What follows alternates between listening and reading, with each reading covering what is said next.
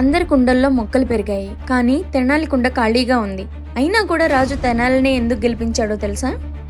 ఒకరోజు విజయనగర రాజు ఒక విచిత్రమైన పరీక్ష పెట్టాడు. అతను రాజ్యసభలో ఉన్న వారందరికీ ఒక చిన్న కుండ ఇచ్చి ఇలా అన్నాడు: ఈ కుండలో నేను ఇచ్చిన విత్తనాన్ని నాటండి. 3 నెలల తర్వాత ఎవరి మొక్క బాగా పెరుగుతుందో వారికి ప్రత్యేక బహుమతి ఇస్తాను అని. అందరూ ఆనందంగా విత్తనాలు తీసుకెళ్లిపోయారు. 3 నెలల తర్వాత అందరూ రాజభవనానికి వచ్చారు. ప్రతి ఒక్కరి కుండలో అందమైన మొక్కలు పెరిగాయి. కానీ తెనాలి రామకృష్ణ మాత్రం ఖాళీ కుండతో వచ్చాడు. అందరూ అతన్ని చూసి నవ్వడం ప్రారంభించారు.